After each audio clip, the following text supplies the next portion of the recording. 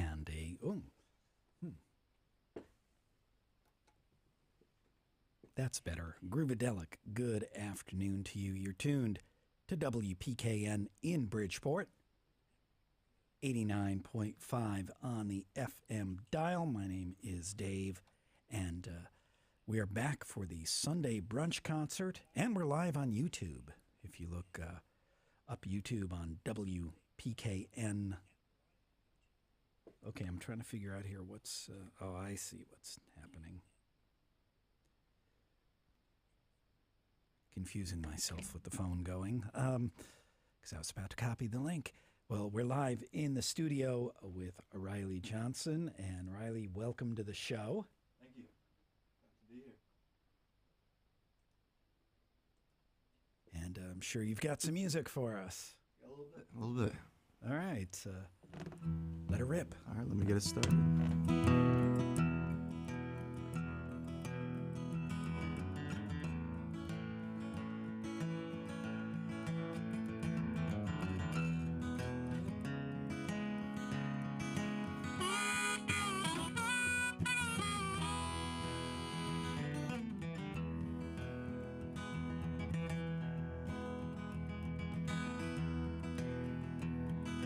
Racing down the sidewalk singing about some girl named Jane who put the pain in his heart that never reached his brain until the time came too late.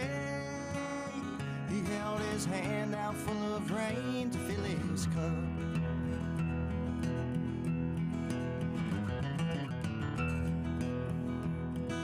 Must have been the saddest man saying something about a plane and a couple of trains he had to catch. A girl in Spain, he had to catch his breath to explain something about his lovely lady Jane. He walked away and tipped his brim, gave the world's most empty grin I'd ever seen. There was a girl the other side of the world waiting for him.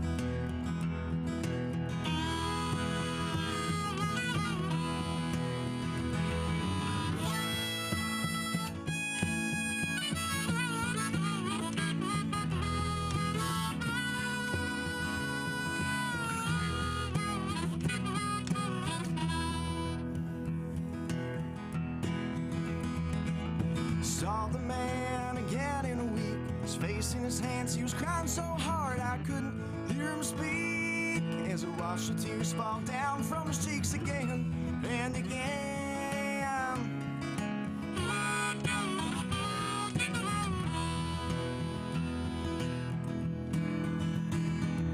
He walked away and tipped his brim, gave the world's most empty grin I'd ever seen.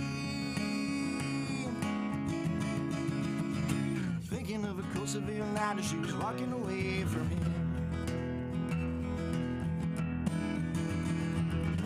Racing down the sidewalk singing about some girl named Jane who put the pain in his heart that never reached his brain until the time came too late. He held his hand out full of rain to fill his cup.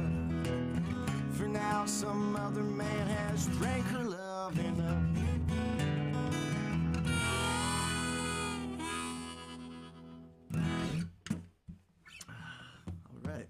That was called A Handful of Rain.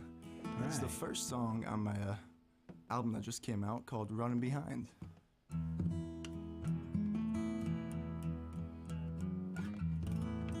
wrote that one on Christmas Eve a few years ago, probably 2 or 3 years ago, and I just turned 23 recently. And that was the first song I wrote after hundreds and hundreds of attempts that I felt like was good enough to use for other people to hear at least. Let me just change the harmonica real quick. This next one is a song called Pocket Full of Holes. And now this was the first one. That one might have been the first one I thought was good, but this one was the first one that somebody else told me was maybe a little bit good.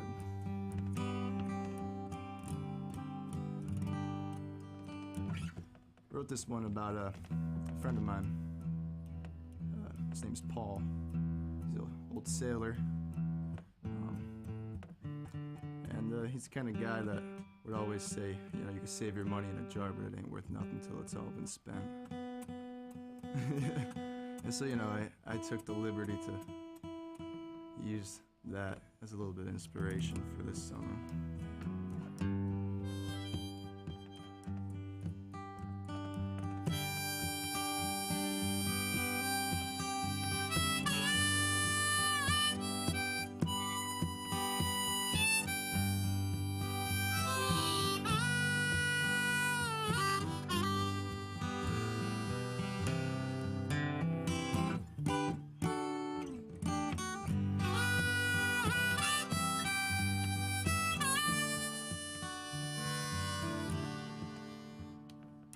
He had a boat in a white sports coat.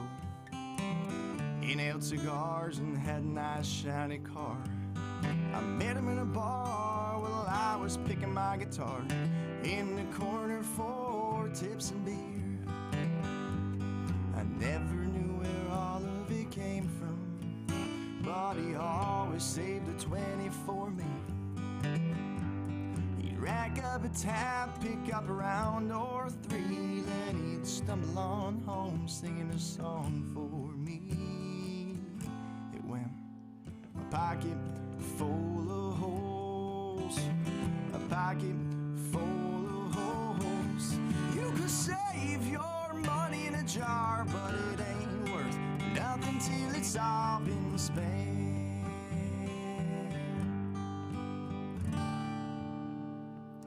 He had a wife and he loved her too. Bought her all sorts of things, diamond rings, furs and shoes. They had a big house, though it was just the two, and it sat upon the hill with a seaside view. I never knew where all of it came from, but he always saved a 20 for me. He'd rack up a tab, pick up a round or three, then he'd stumble on home singing a song for me. A pocket full of holes, a pocket full of holes. You could save your money in a jar, but it ain't worth nothing till it's all been spent. You could save your money in a jar, but it ain't worth nothing till it's all been spent.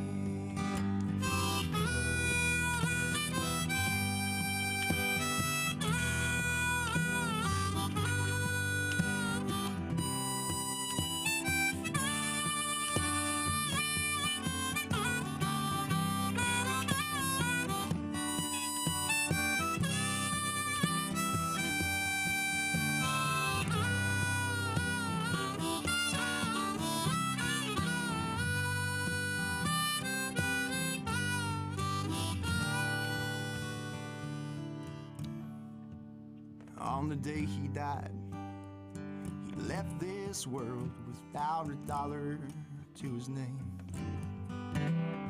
No debts, no grievance, no IOUs. There was nothing left for him to claim. I never knew where all of it came from, but he always saved a 20 for me. Rack up a tab, pick up a round or three, then he'd stumble on home singing a song for me. A pocket full of holes, a pocket full of holes. You could save your money in a jar, but it ain't worth nothing till it's all been spent. You could save your money in a jar, but it ain't worth nothing till it's all been spent.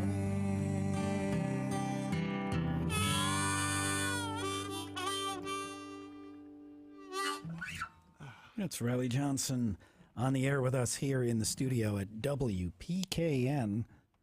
Oops, I don't want to turn that. There it is. Actually, if you hang on to that, I'm going to turn this. Oh, good idea.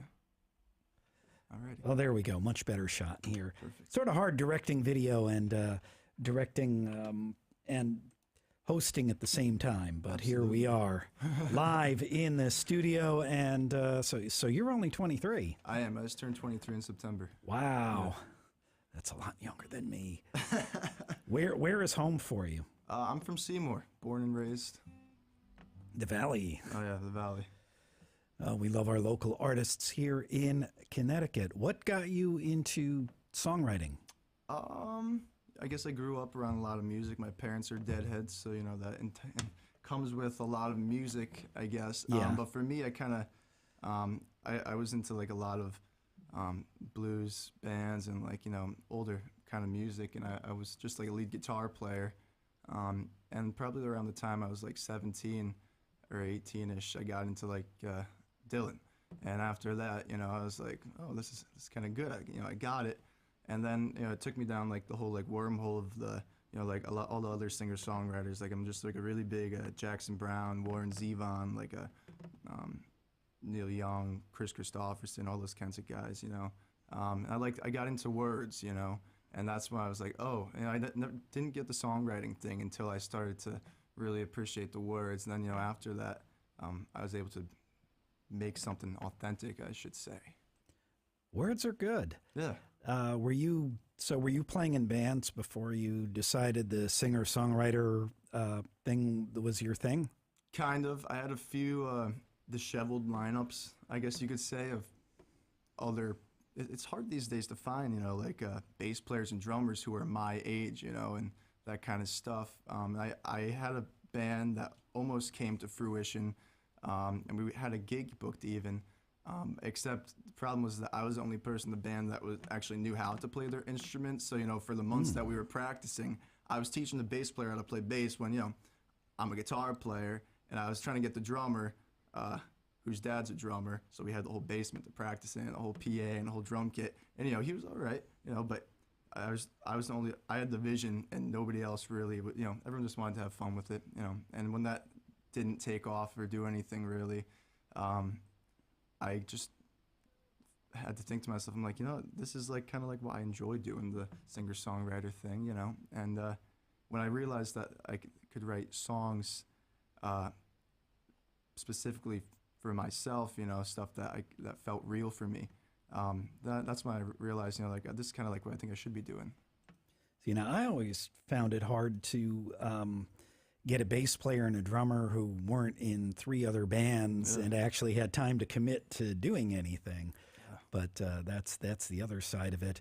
But once you got into writing music and singing your own stuff like this, how hard was it to find gigs? They went from having one gig every 2 months because somebody would throw me a bone. I'm lucky to have a lot of really good musical friends and mentors, I should say. And after that, then it became like maybe 1 gig a month. And then all of a sudden, I guess maybe sometime last year, I guess I started playing out live in 2020. I was like 19 when I played my first live gig, just by myself. And after that, over the last 2 or 3 years, it kind of snowballed. And, last year it got even better. And this year I've had a few gigs every single week, So, it's working out. And I was fortunate enough early in 2022 to be signed to a small independent label and for them to, produce this album for me and, put it out for me and, let me record. And after that, that's when I kind of started to, really get going. Yeah, I was going to ask about the album. What is it? What is the name of the album? It's called Running Behind. And how did it impact your approach to making music once you were in the studio and you had a producer working with you?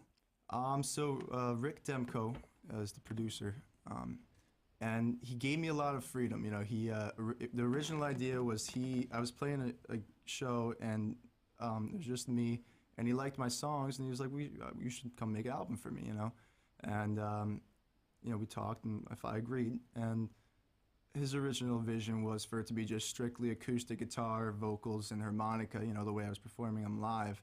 But for me, I always, I always liked those early Dylan records, like the Freewheel and stuff like that. But I feel like I think my favorite singer-songwriter albums have a little bit more to it, though. Like the drums, the piano, some steel guitar, the bass, and everything.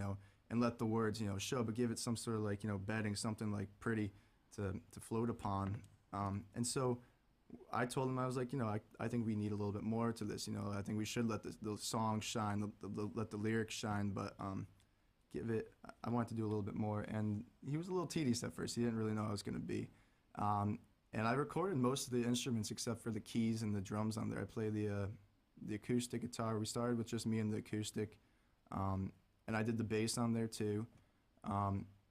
And then I did the steel guitar parts, which is my favorite part. For me, that's what like made the album. I really wanted that, a little bit of the twang, the country feel. But I've always, before I even knew what a steel guitar was, I remember that my first experience listening to that instrument was probably when I was a kid, listening to like Elton John, surprising enough. But those early albums like Tumbleweed Connection or like just like popular songs like Tiny Dancer or something, the steel guitar is what drives the beauty in those songs for me. And so as I got older, everything I listened to and I heard that instrument, I finally knew what that instrument was, not just someone playing this fancy guitar style. I was like, I need that on my music too, And so that's kind of how it all went out. And once he heard it all come together, he was like, wow, this is like pretty special, And I agreed, and we did a good job working together. And I thank him for giving me so much creative freedom, but also for, telling me when certain things weren't going to work or certain things were too much, and adding some certain things I think helped too. And we're speaking with Riley Johnson here on the Sunday Brunch Concert on WPKN. And Riley, you have some more songs for us. Oh yeah. All right. I'll play the title track to the album. Let me switch the harmonica. I always say in my shows, like the harmonica changing and the tuning is something nobody else will ever get. They're like, come on, man, play the song. And I'm like, hold on. I'm playing this one for my friends Sawyer and Johnny Kayak.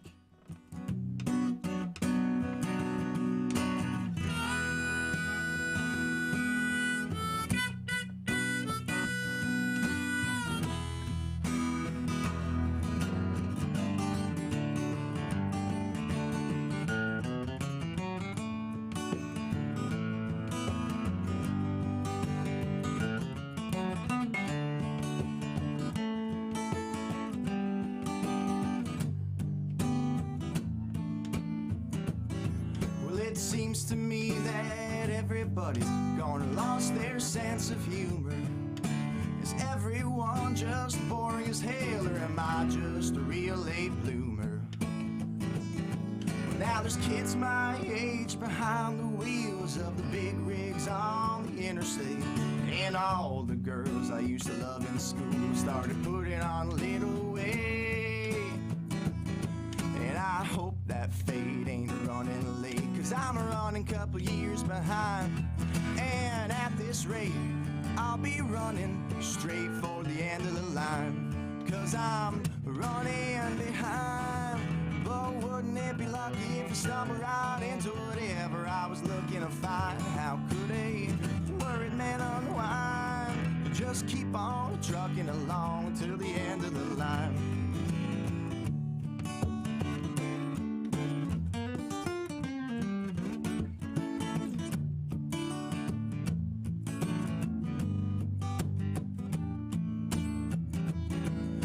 Spend my weekly paycheck down at the bar.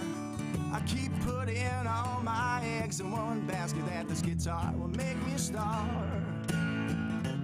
And my best friend, he's a lawyer, but we don't talk anymore. I sure could have used his help last week when that fight took me to the core. And I hope that fate ain't running late, 'cause I'm just trying to let it run its course. 'Cause as of late, things ain't been great when I've used a little too much force. And I'm running behind. But wouldn't it be lucky if I stumbled right into whatever I was looking to find? How could a worried man unwind? You just keep on trucking along till the end of the line. Then the morning breaks and I feel those aches. I fear the future and the old heart heart breaks, but I just keep getting older. I keep having to learn from those same mistakes.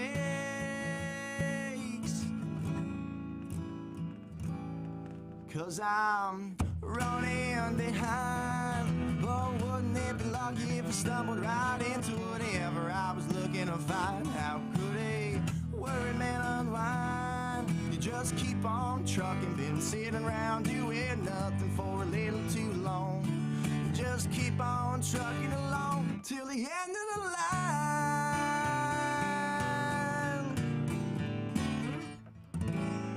Yep.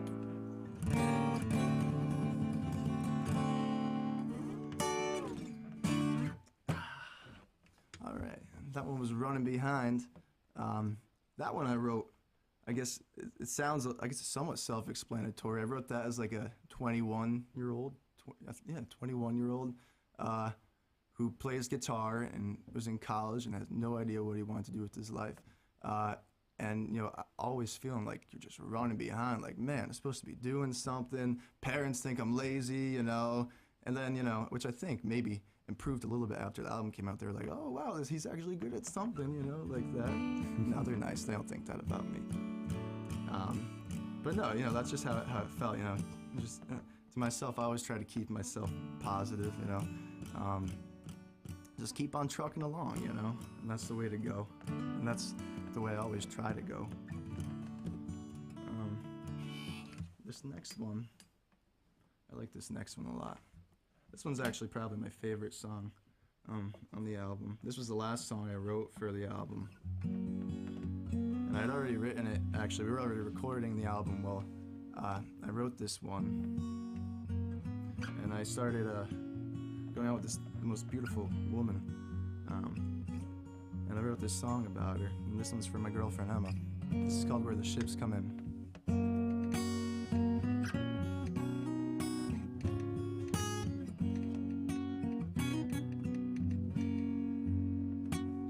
I saw you where the ships come down to the bay, where the large painter... Oh, I need to start over. I just screwed up my own lyrics. I got too caught up in my own dialogue going there. That's the good thing about doing something like this, though, because when I'm playing live, you just look like a real jerk doing it. Here, it's like I got my own space, at least, and only a live audience of one. And the YouTube audience. And the YouTube audience, you know. It's documented forever. Very true. But who doesn't like a good, like, screw-up, though, you know, when you're listening to your favorite artist? You know, I do. That's why you listen to live albums, you know?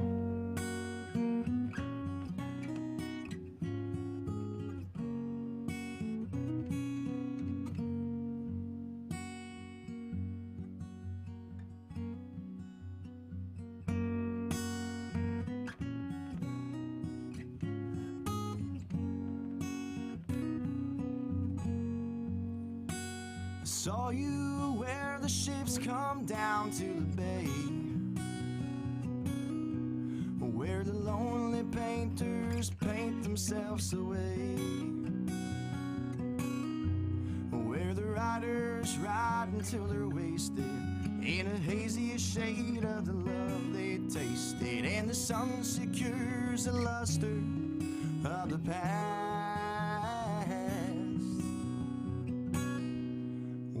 Days go slow and the nights move much too fast.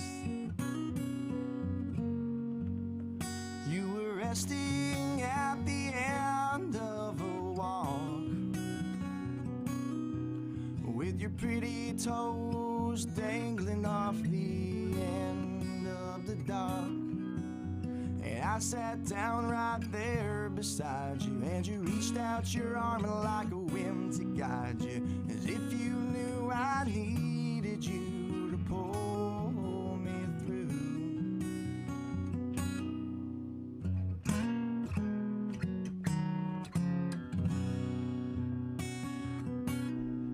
I thought I heard you singing a song where the ships come in, where the ships come in.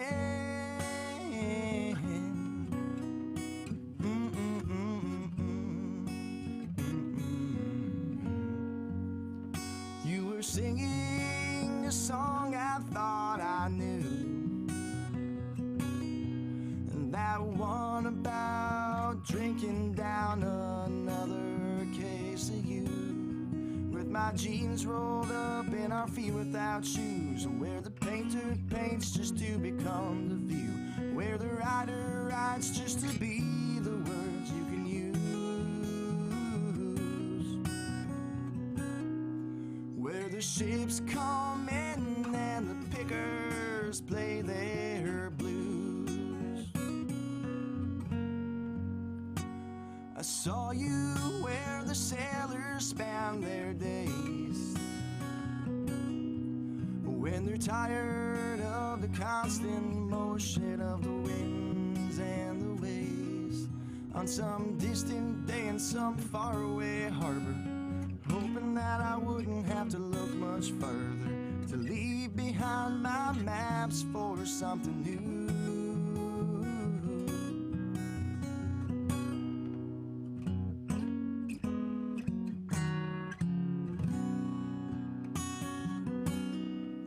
I thought I heard you singing a song where the ships come in, where the ships come in.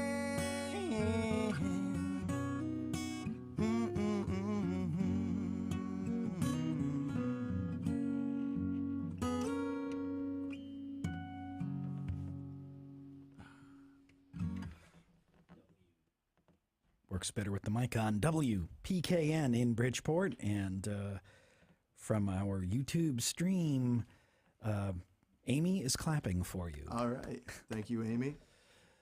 So we are live on the Sunday Brunch Concert with Riley Johnson here in the studio. And social media, what is your presence? Where can people find you? You can find me on Facebook or Instagram under Riley Johnson Music. I have a website, RileyJohnson-music.com, because when I went to buy the domain, Riley Johnson Music was taken and Riley Johnson was taken. And sadly, Riley Johnson Music was taken by myself, actually, when I first created my website.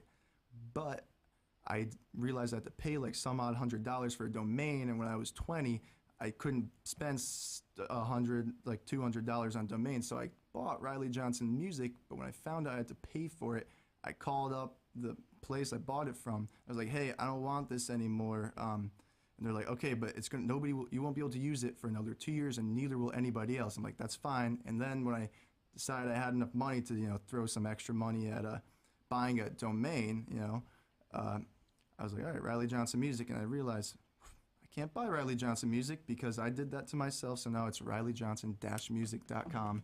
But most importantly, you could find me and music on Spotify, Apple Music, Amazon, all that stuff, Just search up Riley Johnson. I'll probably come up first, hopefully, or just search up Running Behind. I hope anyone who hasn't listened yet will give it a listen, because it's cool hearing all the songs, the studio versions, with the full band sound and whatever, and all the other instruments. All right. I'm gonna play another slower one. Let me get the guitar tune up quick. Speaking of Amy, I'd like to thank Amy for helping me get here. Amy booked me for my first gig I ever played. I've thanked her a lot. I've thanked her in my album. Thank yous. But my mom, before I was leaving, she said, "Oh, Amy said, Dave said that me and Dad could come, And she's like, and my mom told her, I don't think Riley would appreciate that, And I said it to my mom. I was like, what? If I showed up and you guys were there, he would have a whole hour space to fill because I would not be playing anymore." No. No, my parents are cool, but I've always just not liked having to. I like being associated independently, I should say.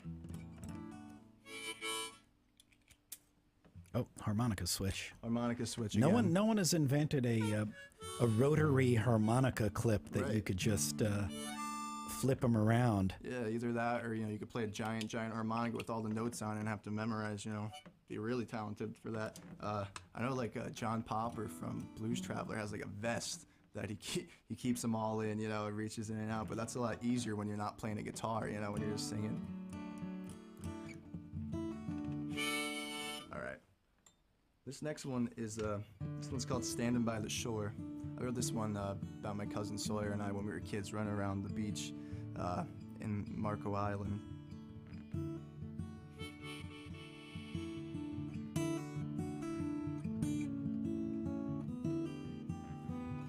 And we grew up going there. Our family had a little like timeshare, you know, back when that was a thing. We still have it actually. And we hadn't gone together, my cousin Sawyer and I, who's like my best friend, you know. We hadn't been there together since we were kids, probably like, I don't know, 10, not even, you know, but our whole childhood, all those favorite memories were all there running around together. And this year actually we had the great opportunity of being there again together as adults, which is way more fun. I don't remember most of it, but it was a really fun week, I guess. And his mom moved down there recently, so he's been visiting, and he knows all these great new bars and restaurants, and he took me to this place called Buffalo Chips. And he's been telling me they have the greatest wings in the world, and I'm like, yeah, all right, man, you know. And we showed up, and he's raving about it, raving. We made a whole day around it. And we show up, and we had these wings, and I will tell you, he was correct. They are the greatest wings I've ever had in my life, Buffalo Chips. Not to knock my favorite local spots around here, though, you know. This is Standing by the Shore. I can see the sun sneaking through the shades to wake me up, knowing nothing except tomorrow's now today.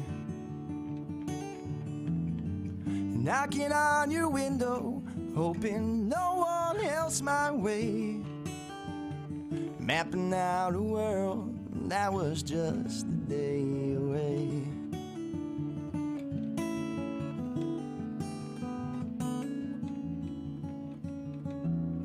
Standing by the shore where my feet have stood before, and the kids just go on walking up the beach.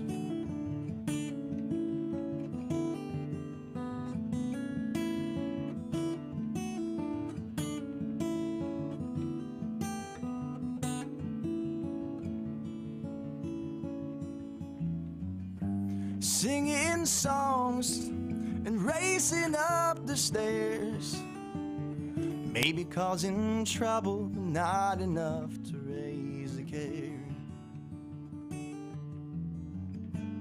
Pockets full of things you never guess, dreams and shells and tales to tell, but treasures nonetheless.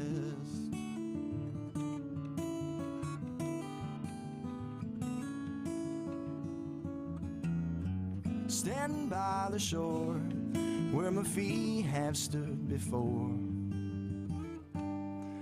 and the kids just go on walking up the beach.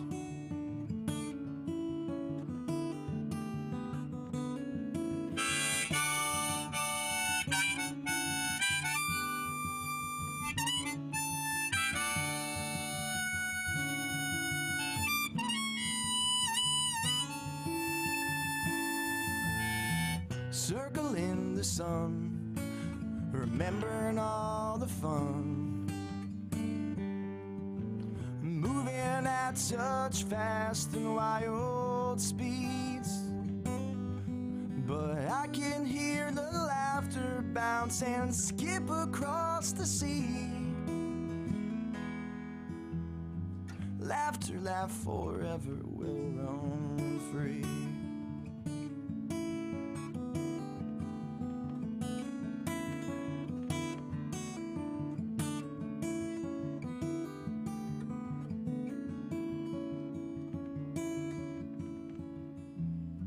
Standing by the shore where my feet have stood before, and the kids just go on walking up the beach. And the kids just go on walking up the beach.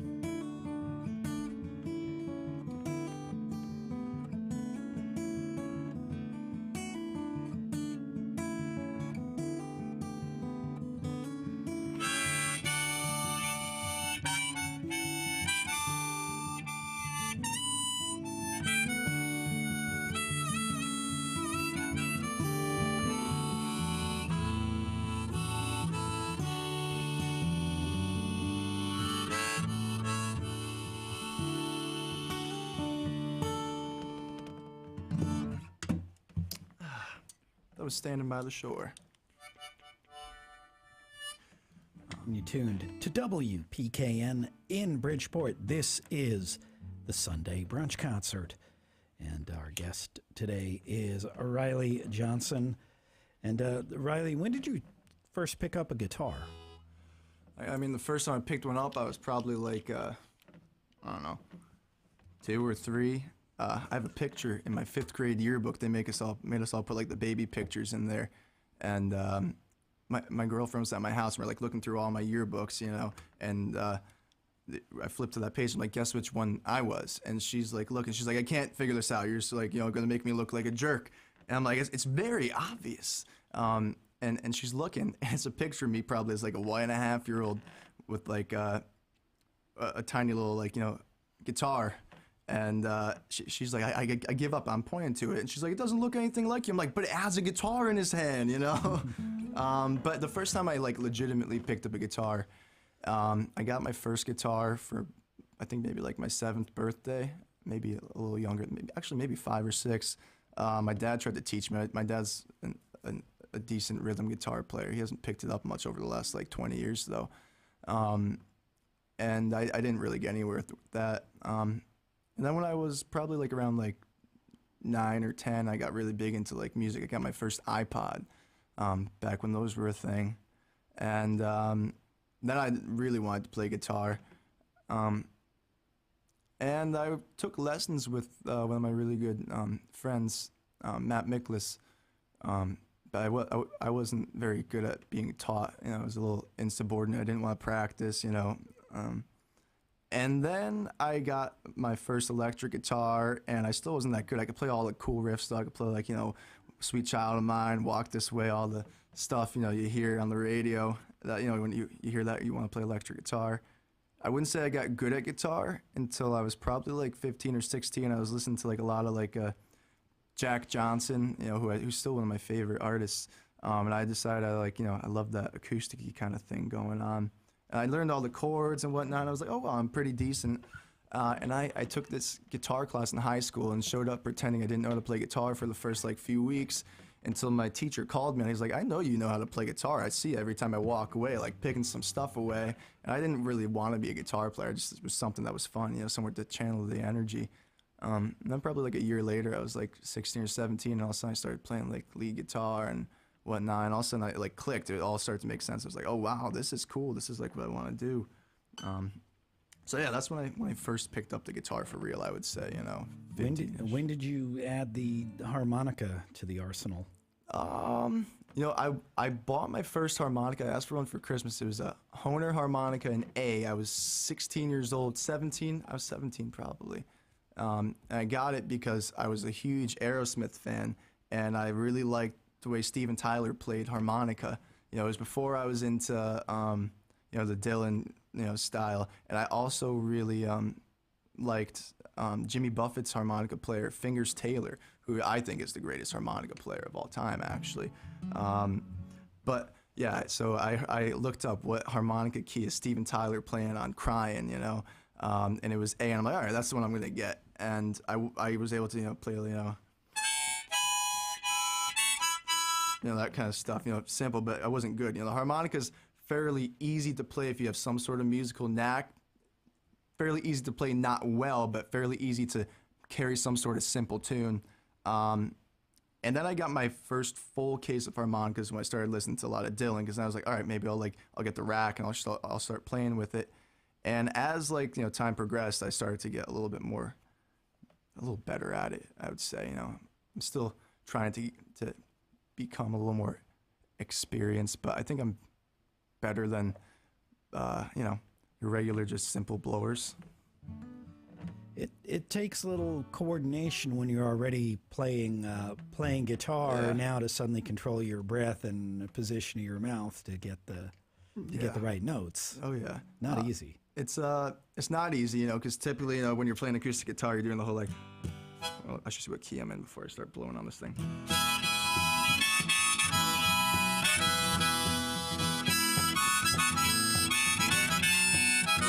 Yeah, that's like the whole like Dylan style, you know. Yep. And most talented musicians, I feel like, you know, pick it up and do something like that, and it sounds good. You know, it's easy to sound good with that kind of stuff. But the kind of stuff like, you know, I was trying to get in. I really love Fingers Taylor, who's Jimmy Buffett's harmonica player, and he does, you know, kind of like stuff like a. Oh yeah, let me try to be better at that.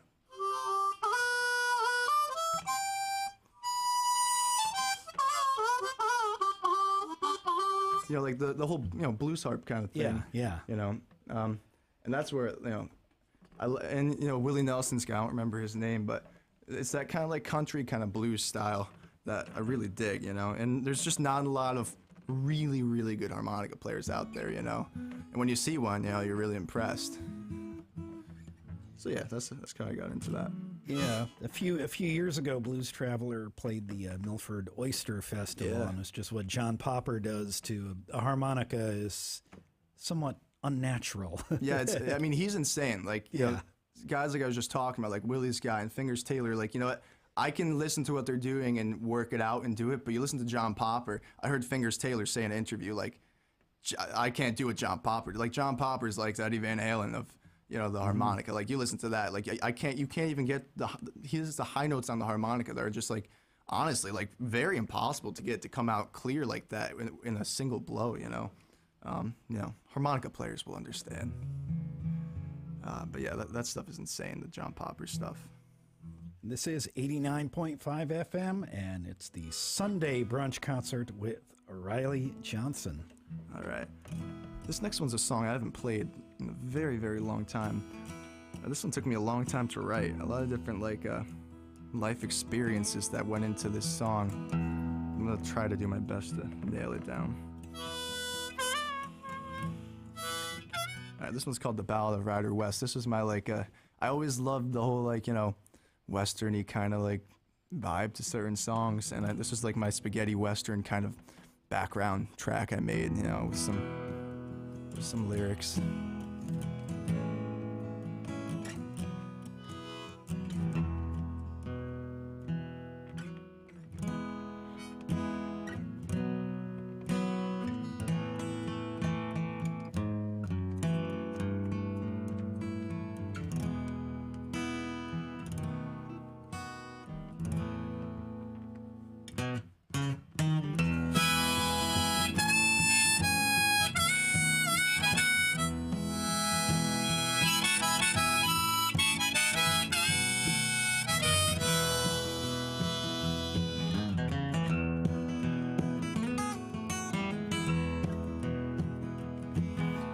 Ryder West was riding through the dusty open plains, hiding in the open with his name,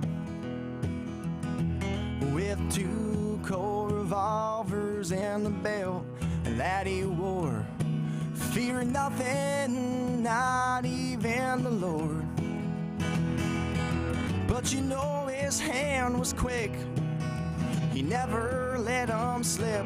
To contend was to lie dead upon the floor.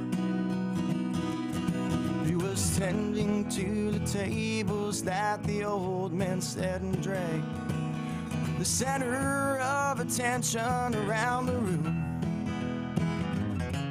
when a rider bust on through those wooden swirling doors, and with one look he knew that he was doomed.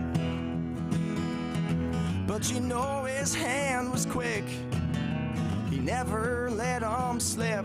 To contend was to lie dead upon the floor, Well, she fixed him up a glass 2 times the courage that was needed. And just like that, he gave himself away. And the feelings that he felt, those much equivalent to bleeding. But he was hoping that forever they may stay. So Ryder stuck around this town a little longer than he planned. And soon enough he asked her for her hand. When word spread around, Ryder West was in this town. The law came looking for the wanted man.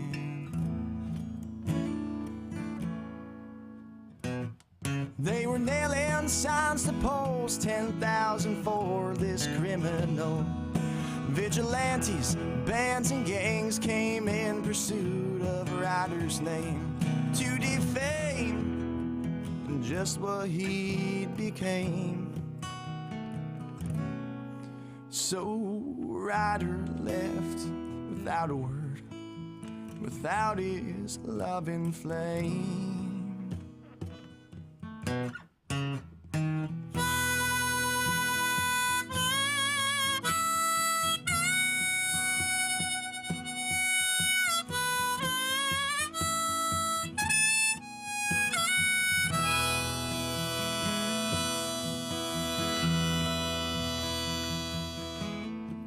Well, time went on and Ryder rode along till the air had cleared in Santa Fe.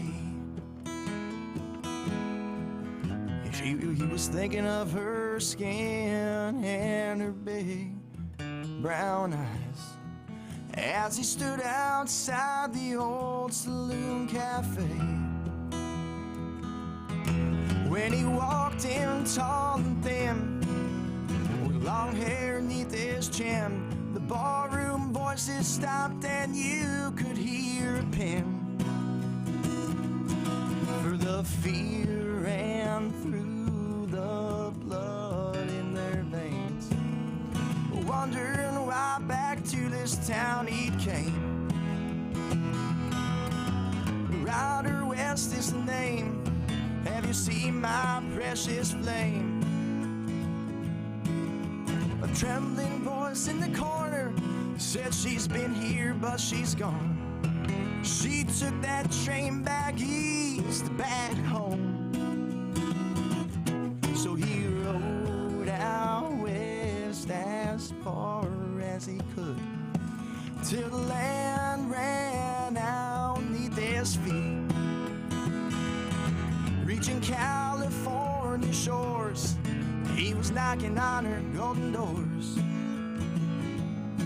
and begging on his knees for sweet mercy. 'Cause even though his hand was quick, he somehow let her slip. So he hopped aboard that ship gone southern way. And he always wondered if she just loved whatever one she was with. But they all keep saying that she's still crying over him. Yeah, they all keep saying that she's still crying over him.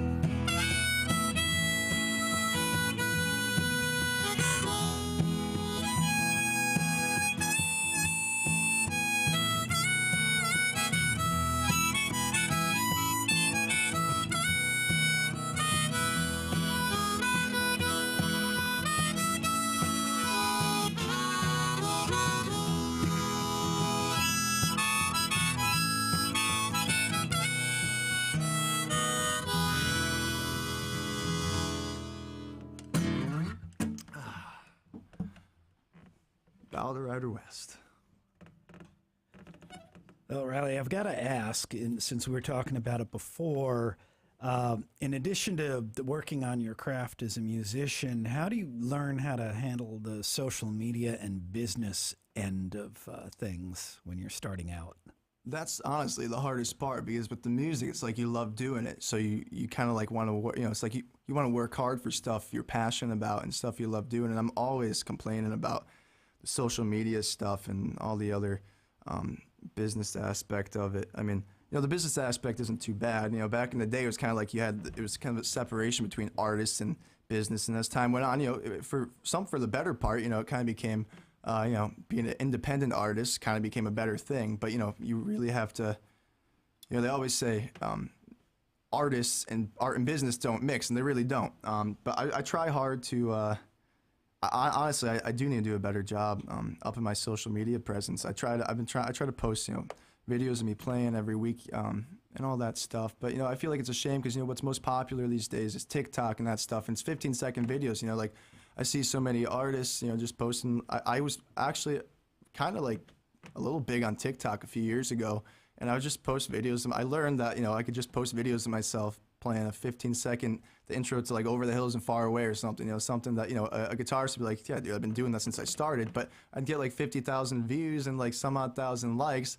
And people would be like, oh, this is awesome, I love this song. But you get like that one guitar player, a real musician, they'd be like, dude, I don't know why you're getting so much like hype over this. And like in my heart, I like knew the same thing. I'm like, yeah, I mean, it is kind of ridiculous, because at that point you're just doing it for the clout. You're just doing it for other people's attention.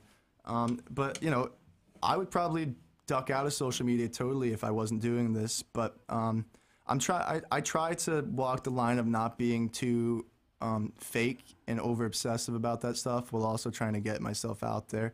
But, the business aspect of it, I'd say the hardest part is trying to book yourself at various places, especially being young and starting out, doing stuff. A lot of times people be like, oh, wow, I didn't think you were going to come and play stuff that we'd like. I thought you were going to be some stupid 20-something-year-old playing some pop country radio hits or whatever. But I try to balance. I'm working hard at it. I'm not completely blind to the business aspect of it. I was a marketing major for most of college. I dabbled in the stock market for a little bit. I'm reading a book right now called The Intelligent Investor.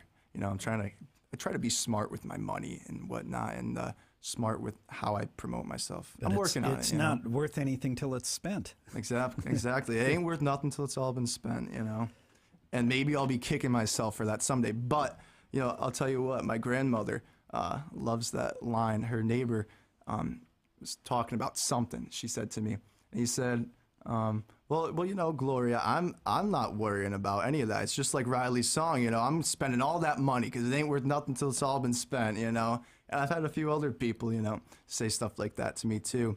And I use it for myself sometimes. Like someone will say, be like, oh, really? You're doing that? I'm like, you're talking to the guy that said it ain't worth nothing till it's all been spent, So it comes in, comedically sometimes. Well, you're tuned to WPKN. This is the Sunday Brunch. I'm buffering. That's all right. Okay. This is the Sunday Brunch Concert.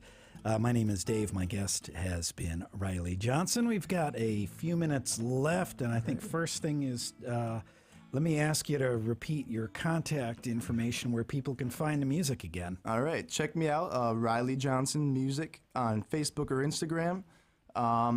RileyJohnson-music.com. You can find a link to that through my social medias.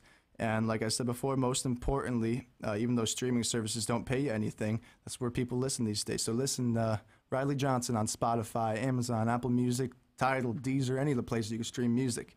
And I appreciate you all listening today. And we got about 5 minutes and 8 seconds to go. All so right. Take us out with a song. All right, let's see. What do I have that's good? I'm going to do a song, actually, that isn't from the album, and is a new song I've written recently that I really like. I have a lot of new songs that I really like. And this one's called Star in a Bar.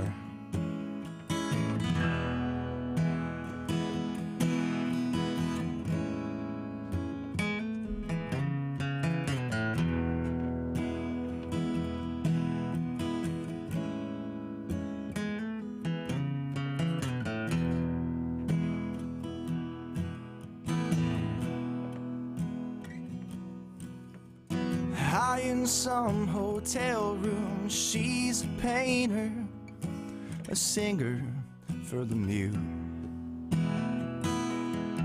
And no one else has the key but me.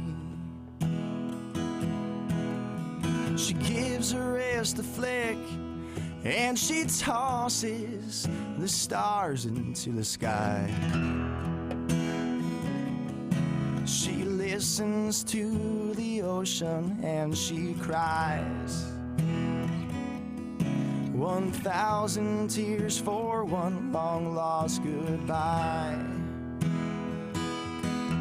She's a star in a bar, and by midnight she's sliding down her chair in need of someone to hold her hair and someone to hold her hand and walk her back upstairs.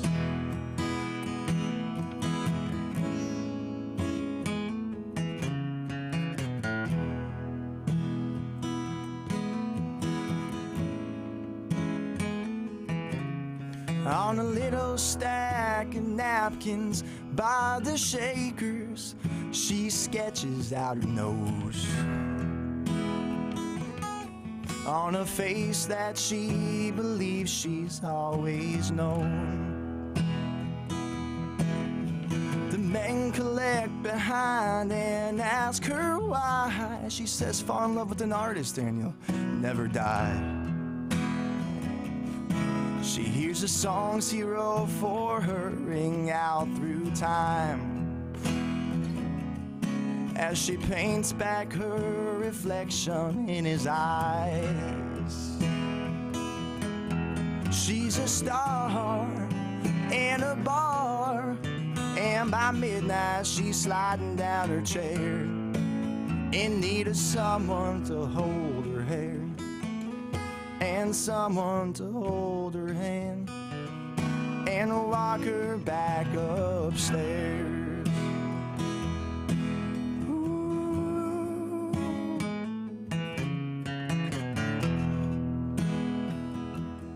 Yeah, yeah, yeah.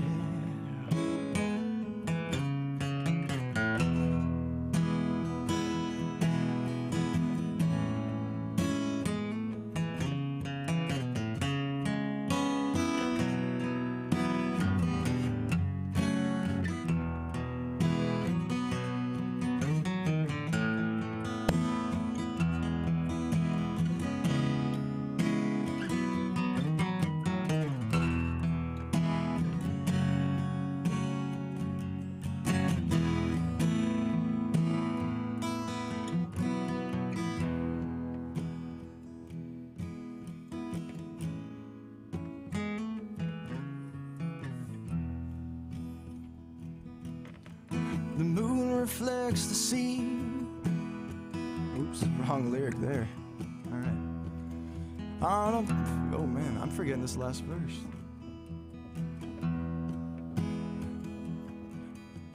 Blacked out neath the blanket and by the window, the TV softly plays. And just her stockings in the dark sheet Latin lace. The moon reflects the sea upon the ceiling, and she's feeling it alright. I got another verse there, but we're kind of out of time, so you're going to have to stay tuned to what I'm doing with my music if you want to hear that last verse in the whole song. Well, Riley, thank you very much. Stay tuned. Thank you.